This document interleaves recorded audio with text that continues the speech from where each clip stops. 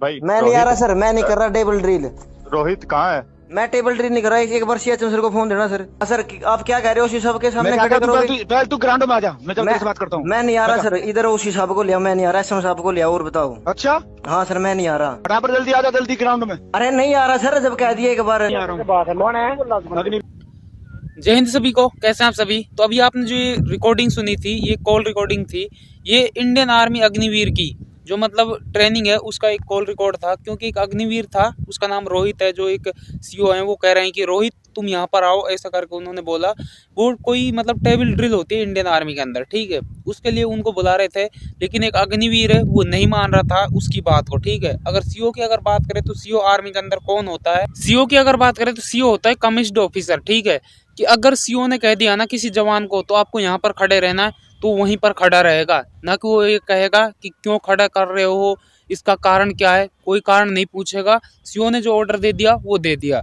लेकिन एक अग्निवीर है, वो फिर भी सीओ का ऑर्डर नहीं मान रहा है, ठीक है।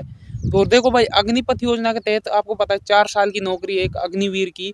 तो वो यही सोचेगा कि मेरी नौकरी 4 साल बाद तब भी जाएगी, मैं आज क्यों डर कर रहा हूँ, मैं किसी के नीचे काम क्यों करूँ। क्योंकि उसको सैलरी भी 21,000 रुपये मिल रही है। और आपको पता है आर्मी के अंदर ना कोई ड्यूटी फिक्स नहीं होती कि आपको कितने घंटे ड्यूटी करनी है।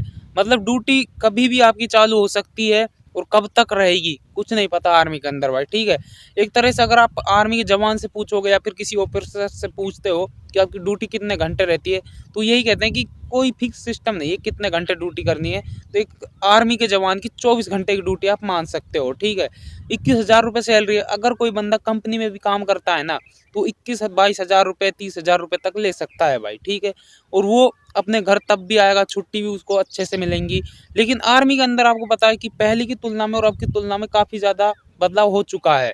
मैं आपको डिमोटिवेट नहीं कर रहा हूँ, बल्कि अग्निपथ योजना जो है उसकी खामियां बता रहा हूँ भाई। क्योंकि बहुत सारे साथियों को ये लग रहा है कि भाई अब अग्निपथ योजना आ गई, 4 साल की नौकरी हो गई आर्मी के अंदर, तो उनका कोई भविष्य नहीं है या फिर ऐसा कुछ। मतलब अग्निपथ योजना में आपको पता है काफ़ी ज़्यादा बदलाव हो चुके हैं आर्मी के अंदर, तो काफ़ी ज़्यादा डिमोटिवेट है इस चीज़ को लेकर।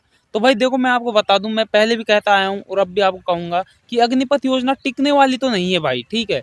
क्योंकि इस प्रकार से जो सिस्टम चलाया है ना इन्होंने, अग्निवीरों की वजह से सेना खुद परेशान हो जाएगी। क्योंकि आर्मी की पहचान किससे होती है? अनुशासन से ही तो होती है।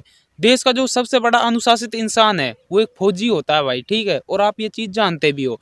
लेकिन जब से अग्निपथ योजना आई, कहीं ना कहीं वो अनुशासन टूटता हुआ नजर आया है।